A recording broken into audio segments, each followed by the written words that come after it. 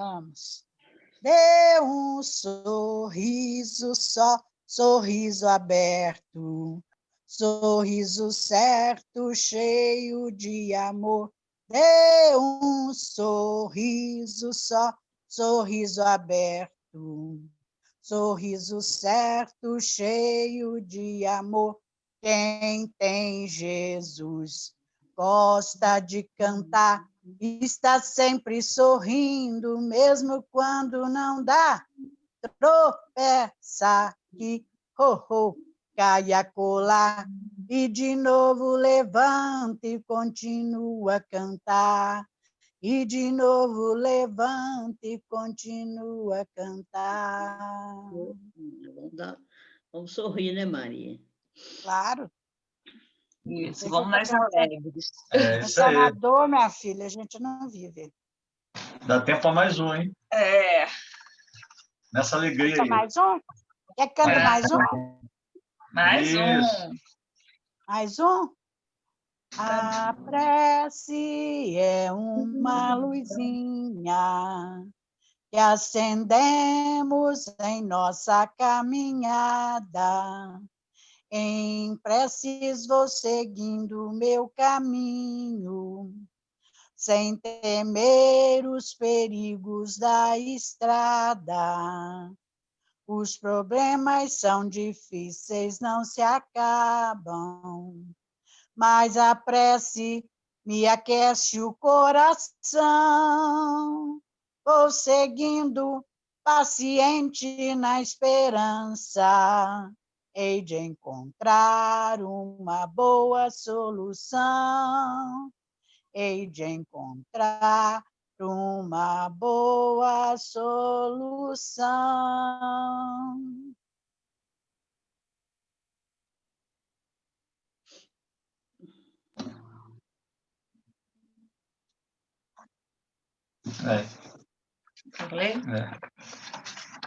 Bom, meus irmãos, iniciando então aí o nosso estudo da noite, através da preparação, né? Vamos ler uma página aqui de Pão Nosso, pelo Franciscano de Xavier, pelo Espírito de Emmanuel. Então, vamos lá. A língua. A língua também é um fogo. Tiago, capítulo 3, versículo 6.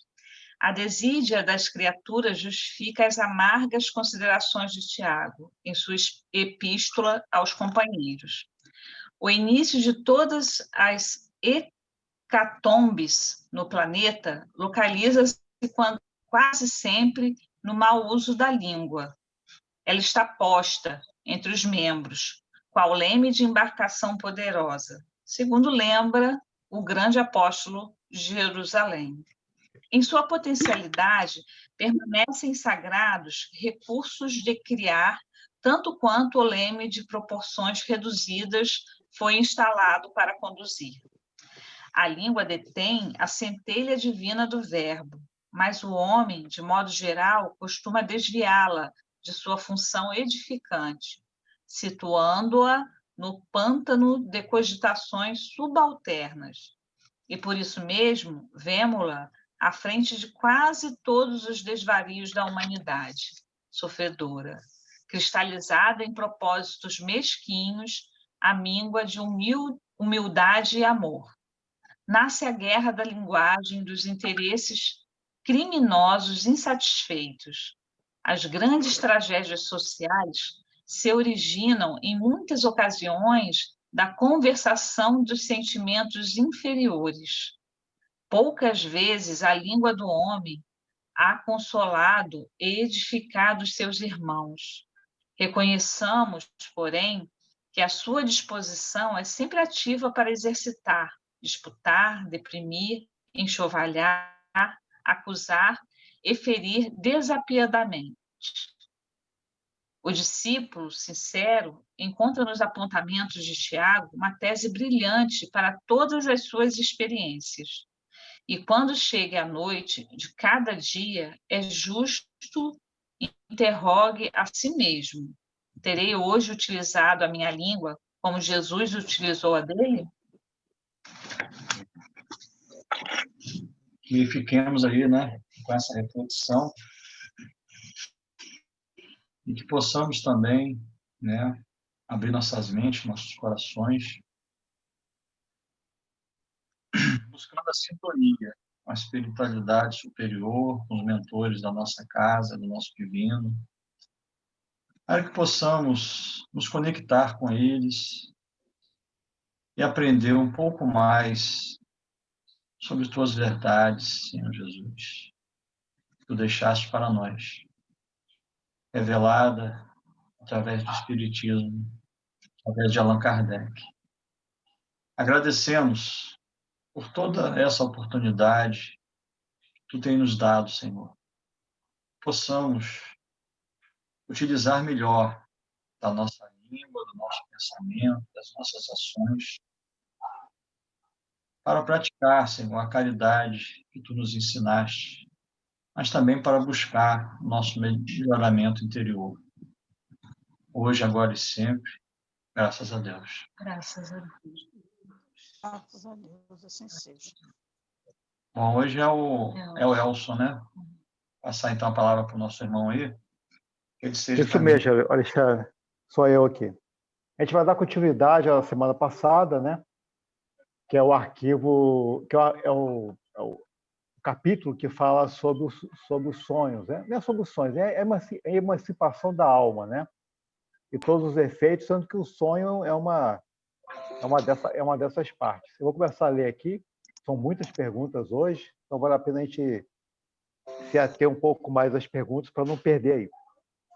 O que se deve pensar das significações atribuídas aos sonhos? Os sonhos não são verdadeiros como o entendem os ledores de Buena Dicha, pois for absurdo crer-se que sonhar com tal coisa anuncia tal outra. São verdadeiros no sentido de que apresentam imagens que para o espírito têm realidade, porém que frequentemente nenhuma relação guardam com o que se passa na vida corporal. São também, como atrás dissemos, um pressentimento do futuro, permitido por Deus, ou a visão do que, no momento, ocorre em outro lugar que a alma se transporta. Não se contam, por muitos, os casos de pessoas que em sonho aparecem a seus parentes e amigos, a fim de avisá-los do que a elas está acontecendo. Que são essas aparições, senão as almas ou espíritos de tais pessoas, a se comunicarem com entes caros? Quando tendes certeza de que o que vistes realmente se deu, não fica provado que a imaginação nenhuma parte tomou na ocorrência, sobretudo se o que observastes não vos passava pela mente quando em vigília. Então, a grande pergunta que se faz aqui, né, é que muitas pessoas atribuem aos sonhos uma série de significados, né? Tem até estudos psicológicos, né, que pela avaliação do sonho você sabe a identidade da pessoa, os problemas emocionais. Tem a questão do jogo, né, que é muito forte no Brasil. Muitas pessoas sonham com determinadas situações e aí a partir dali joga porque acha que vai ganhar. Então, as possibilidades aí, as atribuições que as pessoas dão aos sonhos são várias, né? Os significados. Na prática, nós precisamos tomar cuidado. Por quê? Primeiro, o sonho, ele de fato é uma lembrança do que nós vimos lá no mundo espiritual. Só que tem um problema. Nós somos parcialmente fixos, né? Uma determinada ideia, determinado acontecimento. Vamos supor que deu uma grande enchente na nossa casa, entrou água.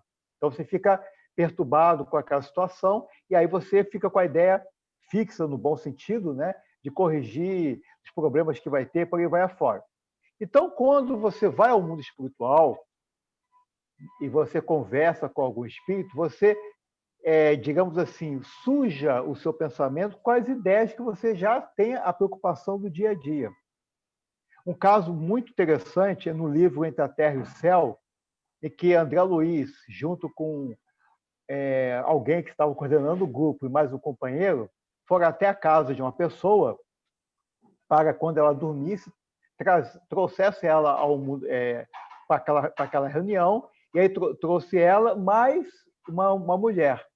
E aí, nessa conversa, né, que eles têm, eles ali desabafam um com o outro, se relembram de algumas encarnações do passado, por aí vai afora. Aí tem o processo do quê? Quando o espírito retorna de manhã, acorda, né? E aí, tanto o mentor ali, vamos falar, e André Luiz, mas o seu companheiro, o mentor sugere que eles continuem na casa e observem, né, a lembrança que o companheiro ia ter após acordar. Então, o rapaz acorda, ele morava na casa com a sua mãe, e aí está tomando café, e ele fala assim, nossa, mãe, eu tive um sonho tão estranho. Aí a mãe pergunta, mas como é que foi? Não, eu sonhei que tinha um juiz, que era o coordenador daquela equipe espiritual, e tinha mais 2 policiais, que era quem? André Luiz e mais uma pessoa, que vieram me prender, e tinha uma mulher que estava me acusando, né? E aí eles começaram a me julgar. Juiz não, era um delegado que ele falava. Então, veja só, não tinha nada a ver. Não foi nada disso. Trouxeram ele para conversar com a mulher, realmente a mulher relembrou dos problemas que os dois tiveram no passado, né? Ele com sentimento de acusação mesmo, porque ele cometeu vários enganos, só que ele achou que era um delegado que vinha prendê-lo com 2 policiais, que era André Luiz e o seu companheiro, naquela situação. Então, o sonho, ele traz para nós, realmente, imagens do mundo espiritual. Só que nós, muitas vezes, sujamos essa imagem com as nossas preocupações do dia a dia. Em alguns casos, em especial, nós somos, como falar assim, os espíritos, eles fixam a imagem do sonho para que a gente não consiga sujá-la, né? Para que a gente tenha uma interpretação o mais próximo possível da realidade. Isso serve para quê? Serve para como fosse um alerta, né? Então, o espírito vai ao mundo espiritual, reencontra com os espíritos, fala com todos eles, né?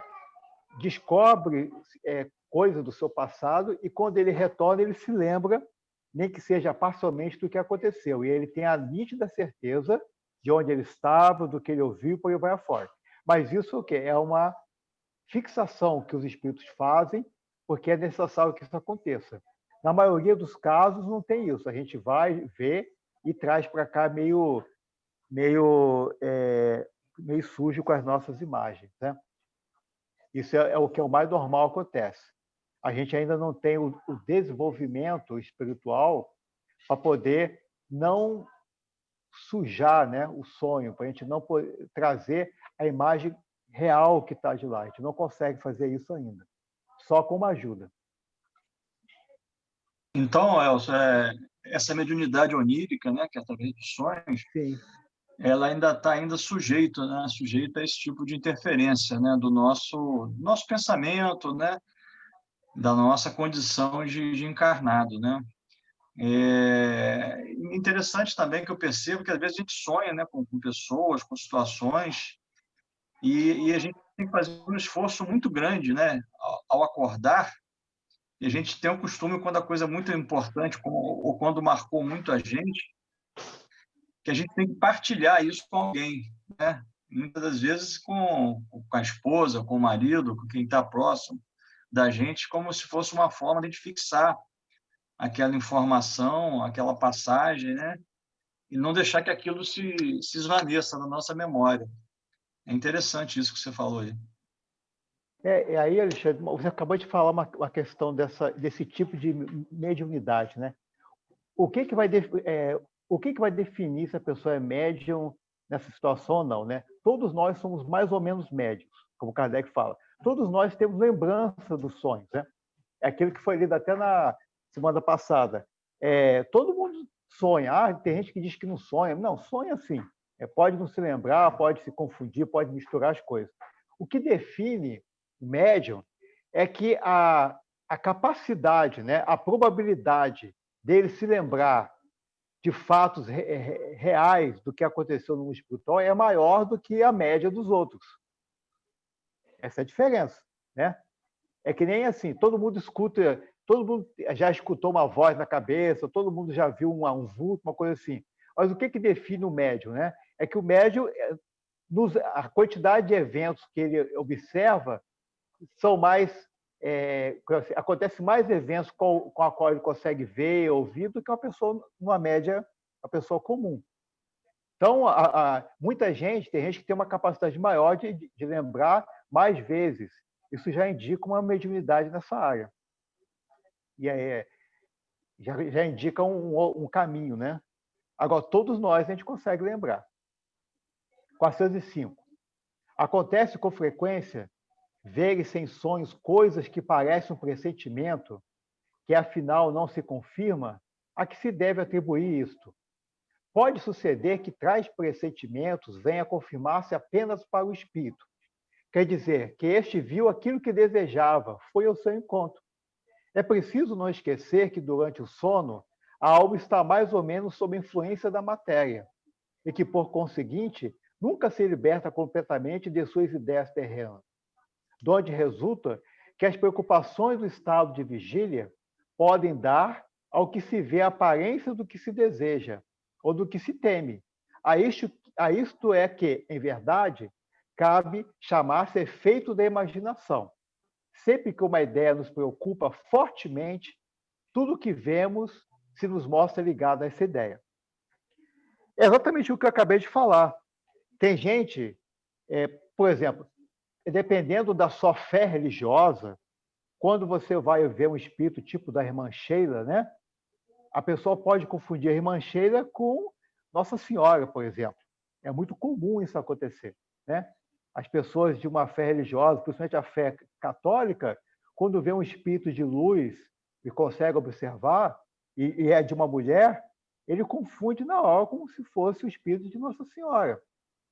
Porque isso é uma preocupação do seu próprio estado já, de convivência, da sua própria maneira de ser, que ele junta, né? Faz essa junção, e aí o que ele joga é o que ele imagina que é aquele espírito, né? E também tem uma outra situação também que a gente esquece. A gente pode ter um desejo muito forte de alguma coisa e os espíritos simplesmente implantar isso na nossa mente, a gente achando que é aquilo que a gente está vendo e por aí vai afora. A gente tem essa situação, né? A obsessão é uma situação clara disso, em que a pessoa ela só aceita o que ela deseja. Então, os espíritos vão provocando isso na nossa mente até que você entre no processo de obsessão e por aí vai afora. Mas os sonhos, é importante a gente lembrar que as nossas preocupações do dia a dia, elas são muito fortes e elas vão influenciar muito a nossa lembrança, né? E vão influenciar muito a nossa capacidade de entender o que nós estamos vendo no mundo espiritual. Pergunta 406. Quando em sonho vemos pessoas vivas, muito nossas conhecidas, a praticarem atos de que absolutamente não cogitam, não é isso por efeito de imaginação? De que absolutamente não cogitam, dizes? Que sabes a tal respeito? Os espíritos dessas pessoas vêm visitar o teu, como o teu os vai visitar, sem que saibas sempre o que eles pensam. Demais, não é raro atribuirdes, de acordo com o que desejais, a pessoas que conheceis, o que se deu ou se está dando em outras existências. O que os espíritos querem falar aqui? É que a gente não conhece as pessoas, né? Então a gente acredita, fulano de tal é tão bonzinho, faz a prece do centro, é assim, tal coisa, e aí você encontra fulano de tal lá no mundo espiritual, né? No bar do mundo espiritual. Porque existe bar no mundo espiritual. Depois eu vou contar uma história aqui que parece fantástica, mas ela é real. Então, você encontra lá e fala assim, nossa, não, eu encontrei fulano lá, mas é mentira, eu me confundi, né? Então, a gente não sabe o que as pessoas pensam. Isso é muito lógico, né? Afinal de contas, os espíritos repetem isso insistentemente, ou seja, o que é pequeno aqui no plano terreno, né, muitas vezes é grande no mundo espiritual. E o que é grande, muitas vezes, é pequeno lá. Porque, às vezes, o pequeno ele segue mais a sua consciência e as leis de Deus do que o grande que aparece para todo mundo. Isso é bem lógico para a gente. Eu tenho uma história que é muito interessante da situação do sonho, para a gente ver como é que isso é uma verdade. Um amigo meu, ele gostava muito de beber, muito mesmo, bebia muito. E aí ele chegou em casa, bêbado, né?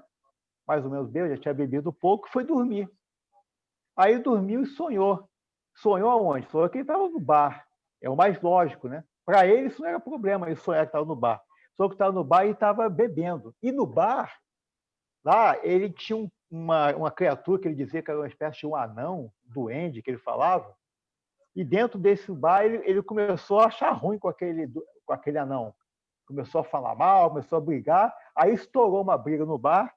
O anão pegou um pedaço de pau que tinha no mundo espiritual, mas bateu com uma força tão grande aqui na perna dele. E aí ele acordou, né? Ele acordou com aquilo. No outro dia de manhã, eu perguntei o que. Eu vi ele mancando. Falei, o que foi que aconteceu? Eu falei assim, eu não sei o que aconteceu. Eu sonhei que eu estava no bar, teve uma briga, aí me deram uma paulada aqui na perna, me contou a história toda, e a perna ficou inchada, para vocês terem uma ideia. De tão forte que foi a paulada, né? Então, a gente observa que essas situações no mundo espiritual, elas são mais verdadeiras do que a gente possa imaginar. Os sentimentos de angústia quando a gente acorda, né?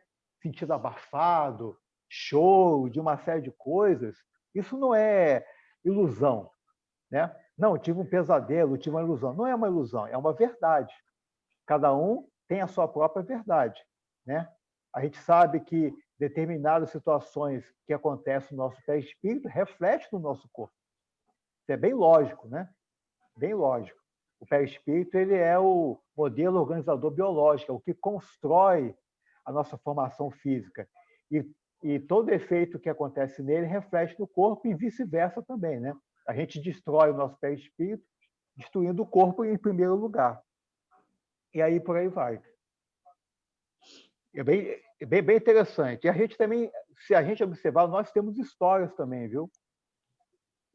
Todos nós já passamos situações no espiritual, de conviver, de pessoas que às vezes até tem gente que às vezes acorda com outros apertando o pescoço, sufocando, querendo enforcar, e ela acorda de manhã aqui parece que o negócio está apertando aqui ainda, não consegue entender, porque era só um sonho, né? Mas é um sonho tão forte que fica assim aquela sensação de justamente apertar e por aí vai afora. Não é uma sensação apenas, né? É uma realidade. Pergunta 407. É necessário sono completo para a emancipação do espírito? Não. Basta que os sentidos entrem em torpor para que o espírito recobre a sua liberdade. Para se emancipar, ele se aproveita de todos os instantes de trégua que o corpo lhe concede, desde que haja a prostração das forças vitais. O espírito se desprende, tornando-se tanto mais livre quanto mais fraco for o corpo. Assim se explica que imagens idênticas às que vemos em sonho, vejamos estando apenas meio dormindo, ou em simples modorra. Então, a emancipação do espírito depende, como Alexandre falou aí, de uma certa habilidade do espírito em se emancipar. Alguns têm essa habilidade mais desenvolvida, outros nem tanto, mas todos nós temos, né? Assim como todos nós temos a habilidade de correr, alguns correm em 100 metros em 20 segundos, outros em 15, outros em 10, por aí vai a foto. Todos nós temos a habilidade de correr. Alguns têm uma habilidade mais bem trabalhada do que outros. Então, a emancipação ela vai ocorrer. E naquele estado de torpor, é muito interessante esse estado de torpor, que é aquele estado que você está acontece muito que você está numa cadeira, vendo a televisão, de repente você dá aquela piscada, você sente como se o espírito estivesse saindo, e aí você acorda, aí você sente aquele mal-estar, né? Aquele mal-estar que é o quê? Que é o espírito, ele se desprende, depois ele volta tão rápido ao corpo, dá aquela sensação ruim, né? Não é uma coisa natural, uma coisa abrupta, ele retorna, você tem aquela sensação de um choque, né? Dá um choque. Isso é aquele momento que o espírito se emancipa e a pessoa rapidamente acorda e volta. Então, a gente tem essa liberdade de fazer isso. Agora, alguns vão ter uma liberdade maior, como Antônio de Pádua, né? Antônio de Pádua estava fazendo a missa.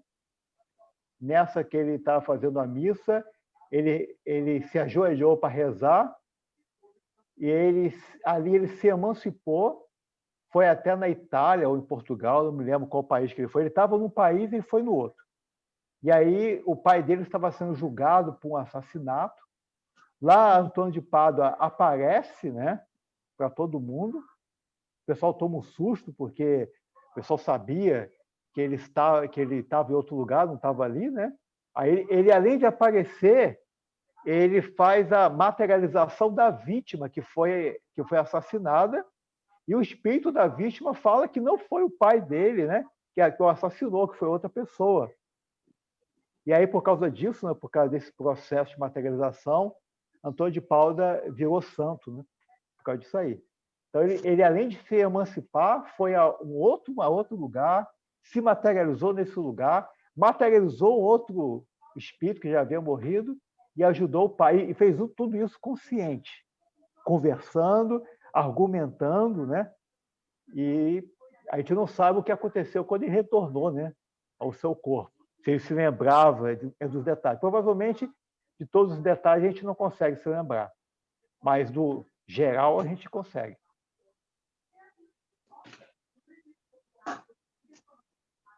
E 408. Qual a razão de ouvirmos, algumas vezes em nós mesmos, palavras pronunciadas distintamente e que nenhum nexo tem com o que nos preocupa? É fato, ouvis até mesmo frases inteiras, principalmente quando os sentidos começam a entorpecer-se. É quase sempre fraco eco do que diz um espírito que convosco se quer comunicar. Olha, isso é muito comum, viu? Muito comum mesmo. Algumas pessoas não precisam nem como vou explicar, nem se emancipar, né? Algumas pessoas têm essa habilidade de escutar essas vozes até no estado de vigília. Os exemplos são, digamos assim, ao infinito, né? E muitos de nós já tivemos exemplos reais disso, de avisos, de alerta que os espíritos dão, né? Não é nada mágico, a gente imagina, muitos aí de fora imaginam que os espíritos vão dar alertas mágicos, né? Que vão para o céu, nada disso, são alertas, às vezes, do dia a dia. Eu me lembro de uma certa vez, uma experiência pessoal, nós estávamos fazendo um evento no centro e aí faltou um certo material, nós fomos na casa de uma pessoa buscar o material, pessoa muito conhecida, muito amiga, e aí chegando nessa casa, a gente começou a conversar. Era uma pessoa muito amiga, eu e um companheiro. Aí daqui a pouco a gente começou a tomar café e tudo mais. Aí chegou uma hora, né, que a gente ouviu uma voz que foi bem clara e falou o seguinte: ó, a gente precisa voltar porque o evento está acontecendo. E aí, né, a gente ouviu a voz e ficou meio assustado, fomos os dois correndo, né? Claro que essa voz que a gente ouviu era lógico, né? A gente tinha ido para o lugar pegar o material para que o evento acontecesse. E a gente foi lá e ficou lá tomando café e esqueceu da vida. E o espírito foi nos acompanhar nesse processo. E aí ele alertou que já tinha passado dos limites, né? Tem um limite para a coisa. Uma coisa é você chegar lá, falar oi, tudo bem, sei lá. Outra coisa é você ficar tomando café e enrolar. Então a gente vê que essas palavras, ainda mais no momento de emancipação, elas tendem a ser mais perceptíveis, né? Essa que é a verdade.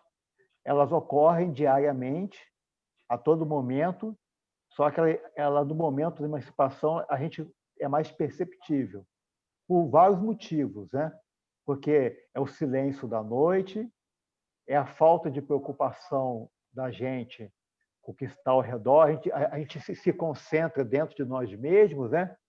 A gente começa a contar os carneirinhos, aquela história toda, aí você se concentra em si mesmo, e aí você consegue perceber. Tudo uma questão de concentração, né? O seu foco ele vira para aquela outra situação. Vamos ver aqui a pergunta 409. 408. Maravilha. 409, isso mesmo. É porque de outras vezes, no estado que ainda não é bem o do adormecimento, estando com os olhos fechados, vemos imagens distintas, figuras cujas mínimas particularidades percebemos. Que há aí efeito de visão ou de imaginação. Estando entorpecido o corpo, o espírito trata de desprender-se, transporta-se e vê. Se já fosse completo sono, haveria sonho. Né? Olha, a gente precisa... É aquela primeira pergunta lá de cima, do 404, né?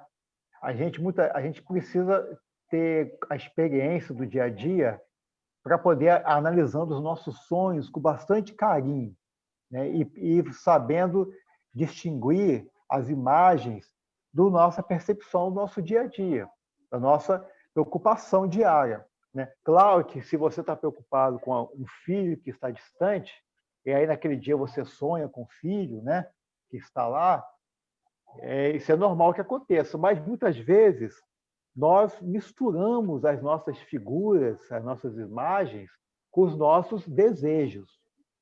E isso até é um resumo do que nós conversamos aqui. Então, nós misturamos com os nossos desejos e não conseguimos separar o joio do trigo. E aí temos que estudar as nossas imagens para perceber nos detalhes algo que realmente vai nos dar uma particularidade, provando que aquilo realmente foi uma imagem que nós vimos e que não foi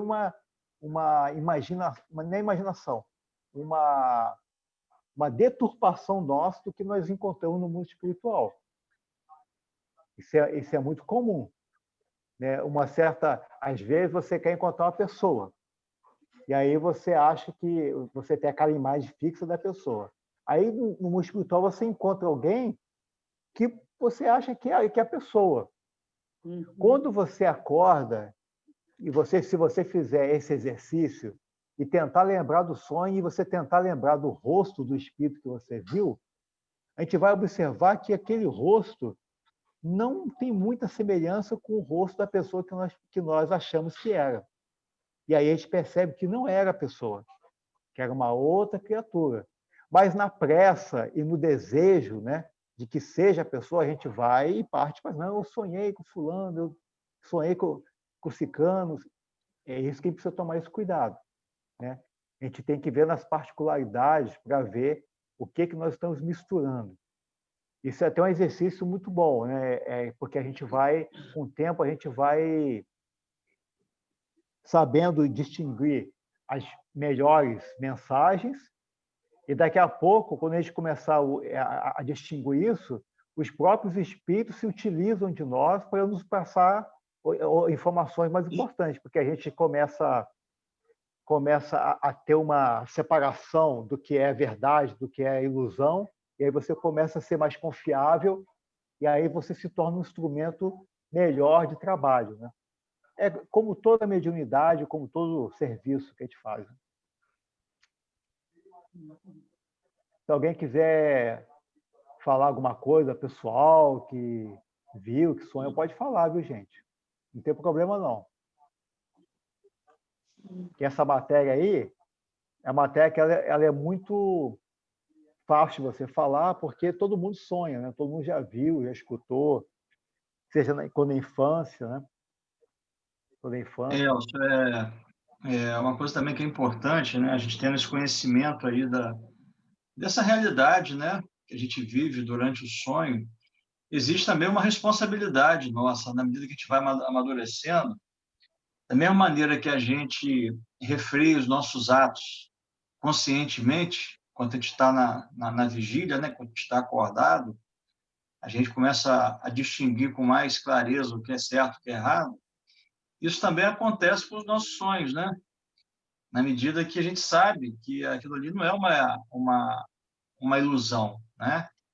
Você está em uma outra dimensão, em uma outra, né, realidade, mas o que você fizer também durante o sonho, né, aquilo que você se permitir fazer durante o sonho, você também vai responder por aquilo, né? É teu espírito que está ali, né, fazendo alguma coisa positiva ou alguma coisa negativa, né?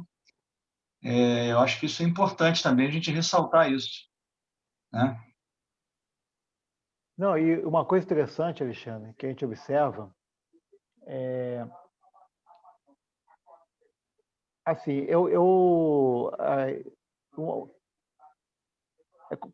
quando você é criança, né? Interessante isso. Quando você é criança, eu me lembro que a criança tem a facilidade do sonho, né? De sonhar as coisas. E a criança, ela, além de ter uma facilidade, ela não está ainda imbuído dessas preocupações que nós temos, né? O problema da criança é que ela não tem um conhecimento para poder se expor o que está vendo, né? Ela não consegue expor direito. Então, ela realmente ela vê com uma clareza melhor, mas ela não consegue passar em palavras, porque ela não tem o vocabulário, a experiência que um adulto tem, né? Mas eu me lembro, uma coisa interessante, tinha um amigo meu, só como título de curiosidade, ele sonhava, né?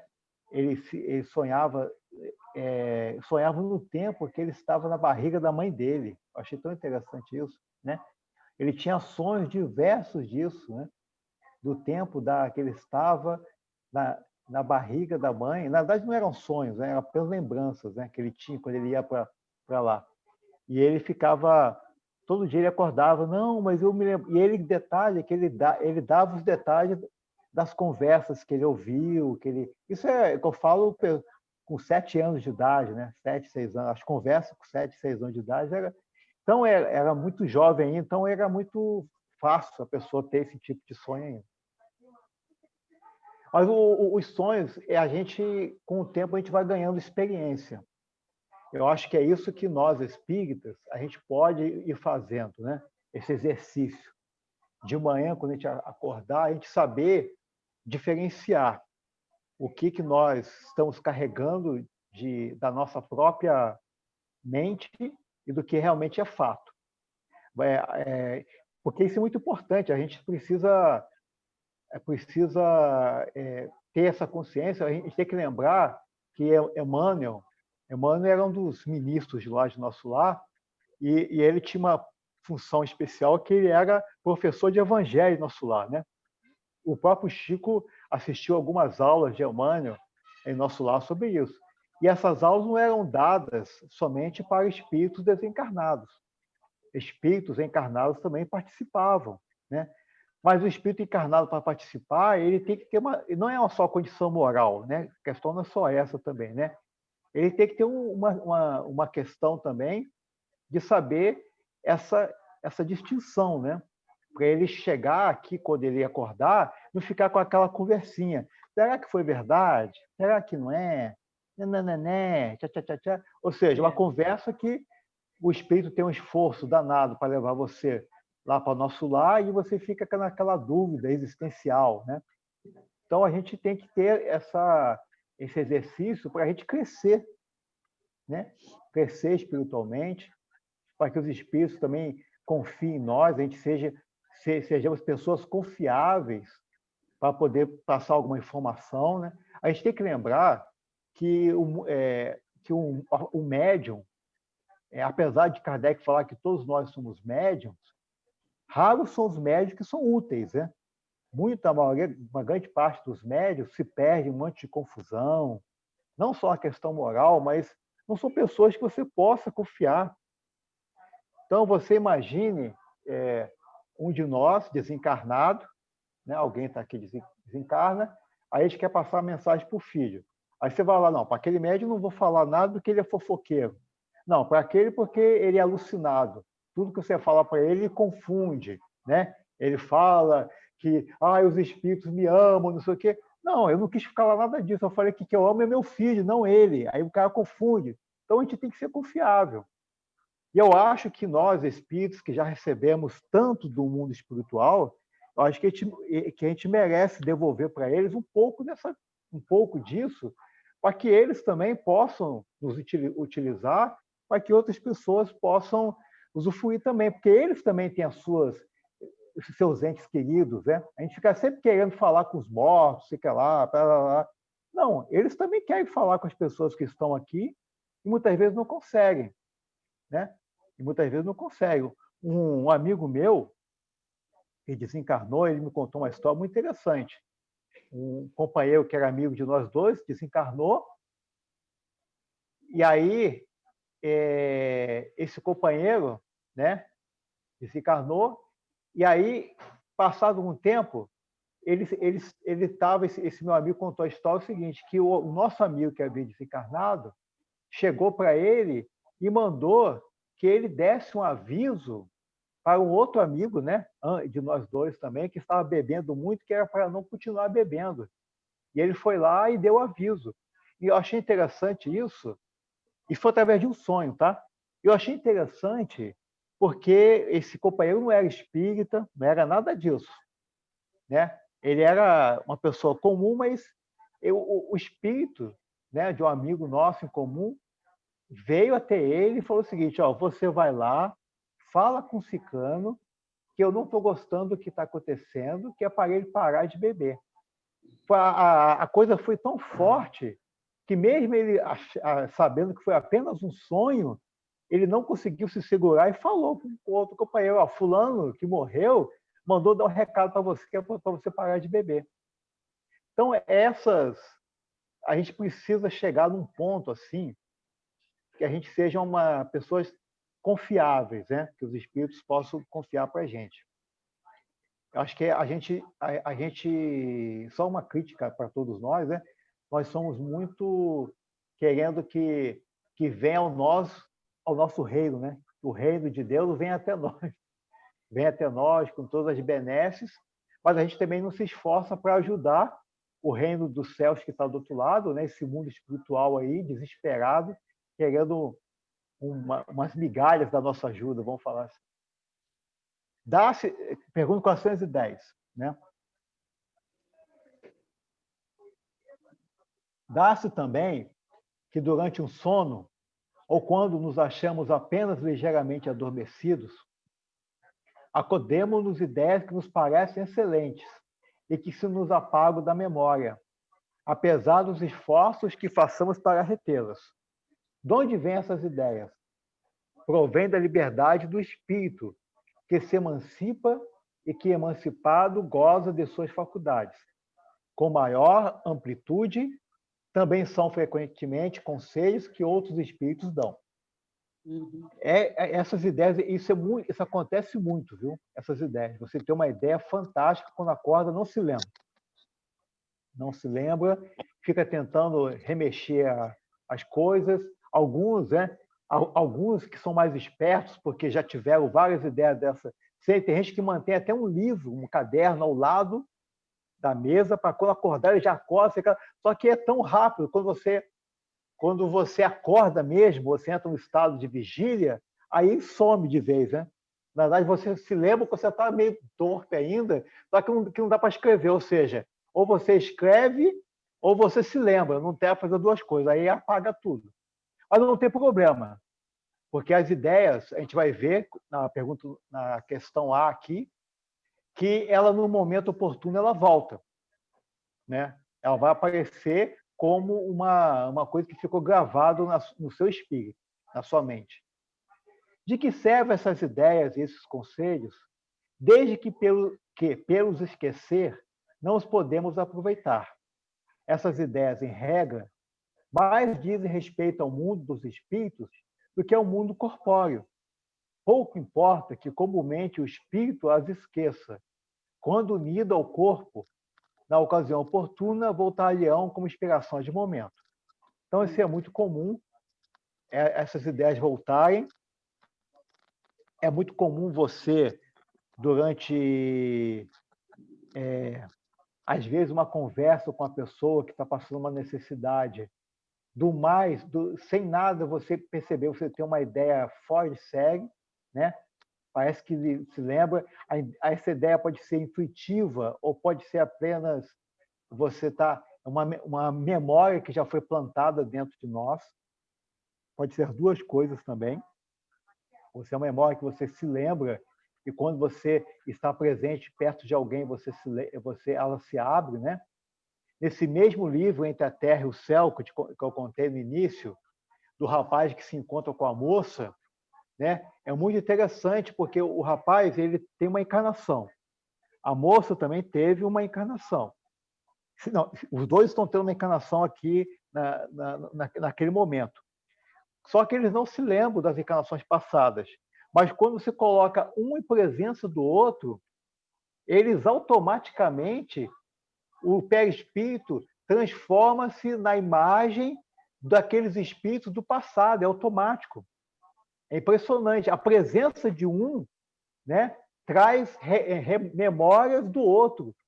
Então, isso estou falando, isso é uma coisa interessante para a gente perceber a força, né, desses processos, porque André Luiz ele tem um livro que ele fala que ele coloca os espíritos dentro de uma máquina e coloca tipo um capacete aqui, vai projetando numa tela as imagens que as pessoas têm do passado, vai fazendo tipo uma regressão de vidas passadas naquela tela.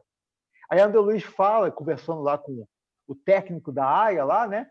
E o técnico falou que é para ele que raros são aqueles que conseguem avançar 300 anos de memória no passado.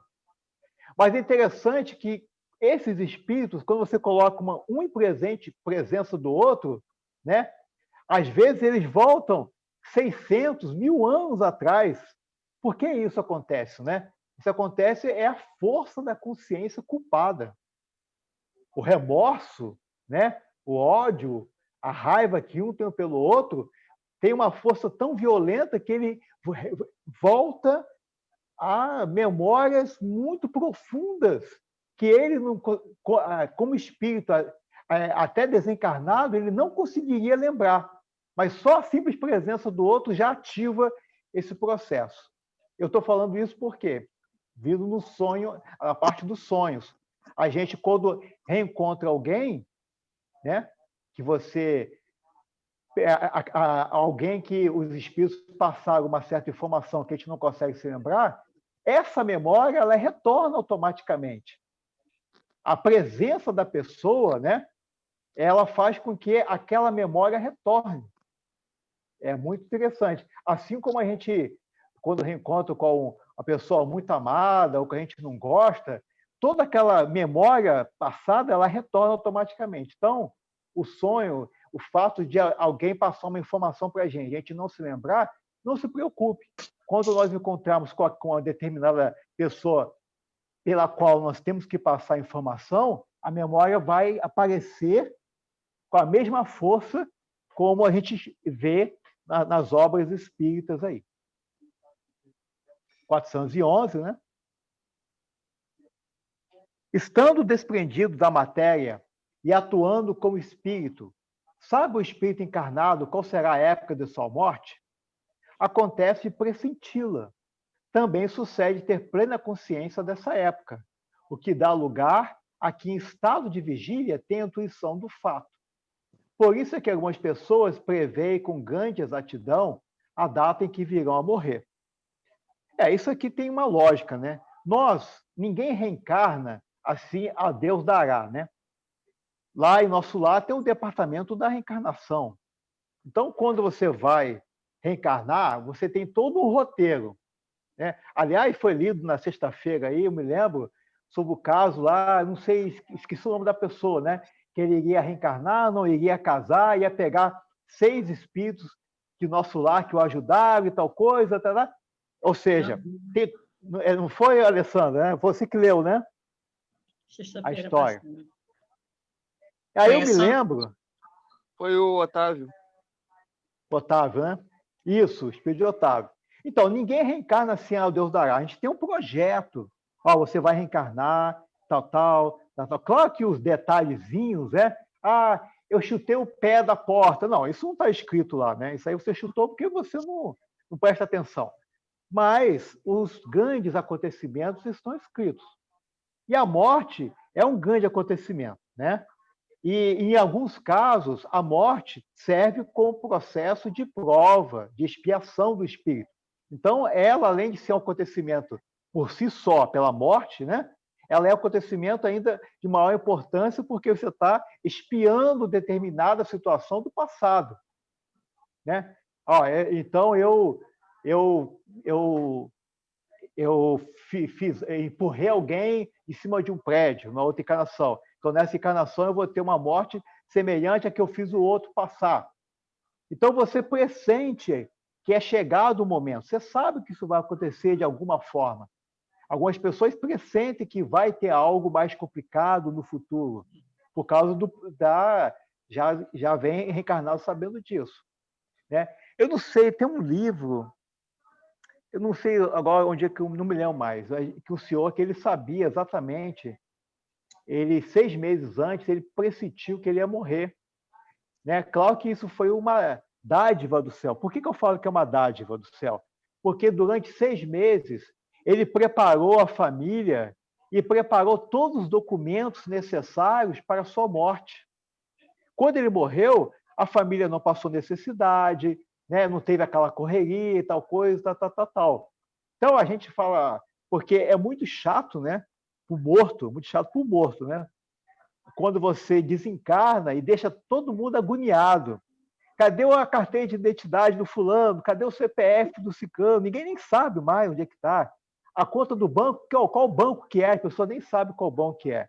E aí a pessoa fica xingando o morto daqui, né? E o morto fica lá se roendo. Puxa vida, eu devia ter feito isso, eu fui muito desorganizado, minha família está passando necessidade, eu estou aqui. Então é uma dádiva, né? Você ser avisado. Você ser avisado 6 meses antes e você organizar tudo para sua família. Ô, Elcio, né? A gente não precisa esperar receber essa dádiva, não. A gente pode se organizar, porque a morte é a única certeza que a gente tem, né? Exatamente. É isso aí. A gente já pode ir preparando a família, né, durante a vida toda, deixar tudo organizado, tudo, né? Porque isso vai acontecer inexoravelmente, né? Minha pastinha com tudo certinho, tudo. É isso mesmo. Todo mundo sabe onde está. Não, é porque esse processo, a gente brinca assim, mas o que vai causar problema é para quem vai morrer.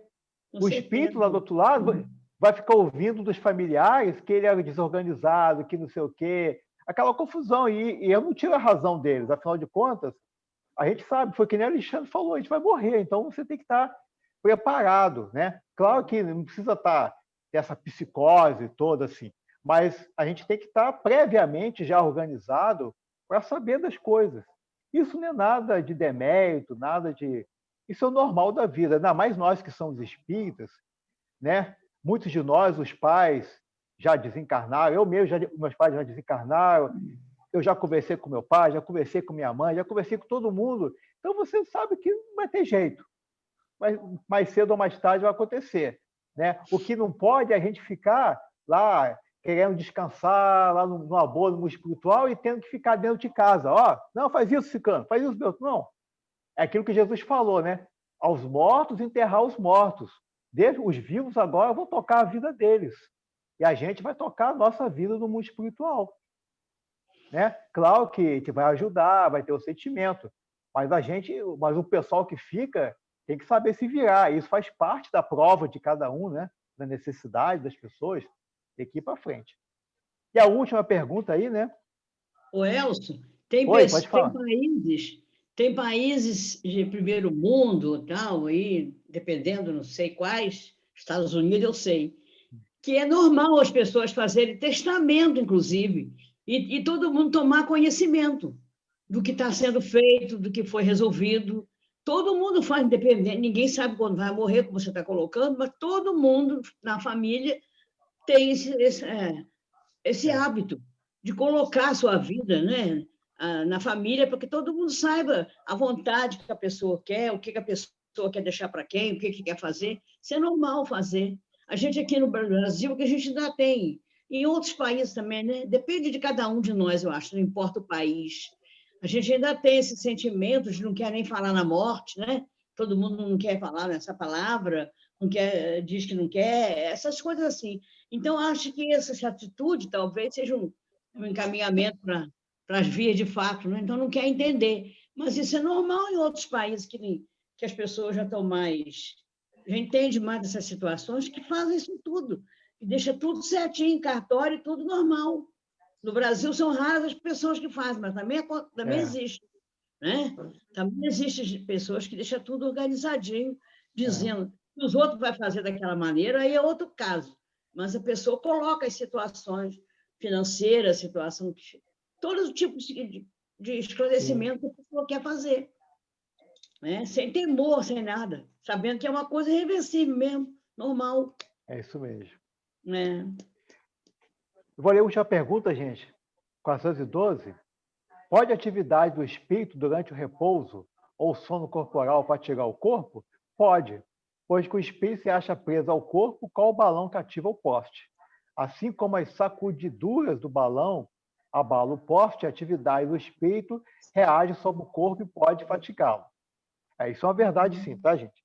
Inclusive, existem médiuns que continuam trabalhando como médiuns no mundo espiritual, né? Isso é muito interessante. Tem esse processo, o médium, ele não é médium só aqui, no plano físico, ele também é chamado para auxiliar no mundo espiritual também. Então, ele tem esse trabalho. Tem um livro do Manuel Filomeno de Miranda, eu acho que é Grigiões Partidos, eu não me lembro exatamente, que ele fala de uma pessoa que estava internada num hospital que era dedicado ao pessoal de tuberculose, se eu não me engano. E aí, tem uma pessoa que está passando por um processo difícil lá, e eles convocam um médium do centro espírita que ele serve como doador, é como se fosse doador de sangue. Eu achei interessante isso. Coloca o médium aqui do lado, o espírito, o outro encarnado que estava doente do outro lado, né?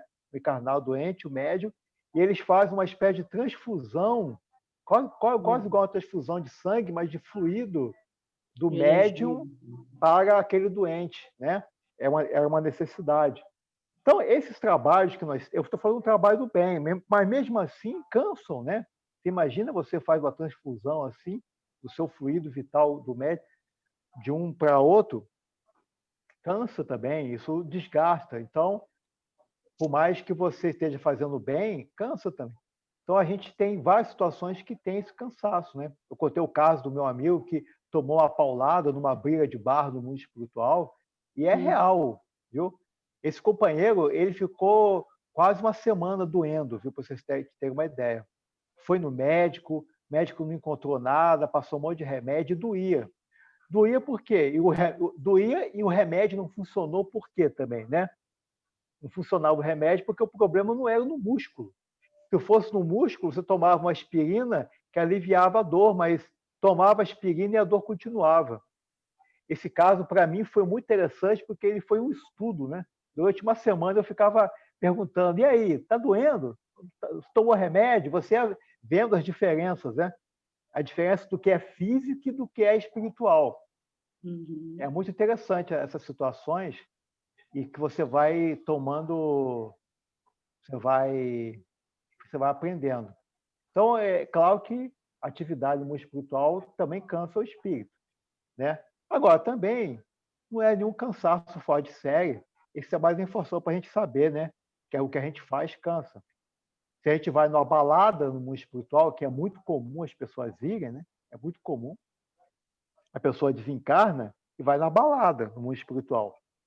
E aí o que acontece? Desencarna, não, você dorme e vai na balada. Você vai acordar cansado, vai acordar com cheiro de cigarro, de bebida.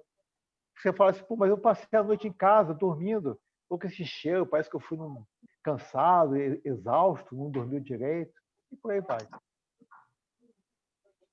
Isso aí, bom, pessoal. senhores.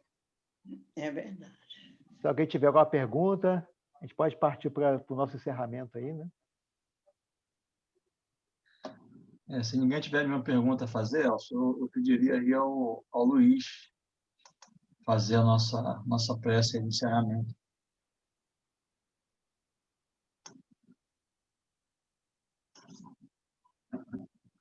Graças a Deus, Deus nosso Pai, Jesus nosso Mestre, Espíritos amigos, Seus todo poder e bondade, nós agradecemos por esse momento, por tudo que aprendemos, por tudo que ouvimos, que nós possamos colocar em prática todos esses ensinamentos recebidos, que sejam muito úteis na nossa vida, no dia a dia. Pedimos, Senhor Jesus, que todas as pessoas desencarnadas recentemente tenham um despertar tranquilo, conforme o merecimento de cada um.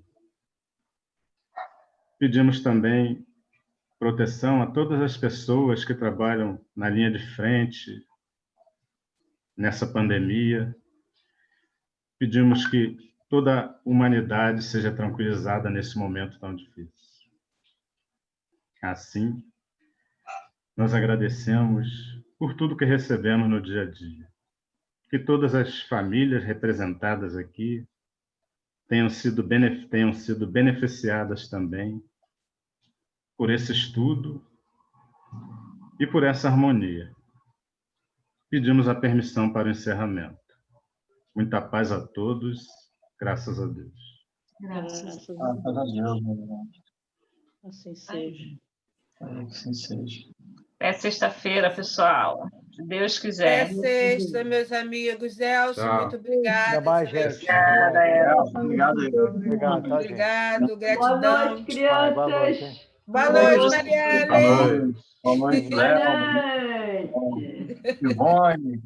Boa noite. Boa noite, boa noite. Boa noite, Ivone. Boa noite, Dona Maria, Valquíria, Dona Emília. A paz do Senhor para todos nós. Tchau, Santinho. Tchau. Boa noite. Boa Tchau. noite. Luiz, saiu. Tchau, meninas. Meninas do meu Tchau. Brasil. Tchau, tchau. Obrigada, Tchau. menino. Beijo da Santinha.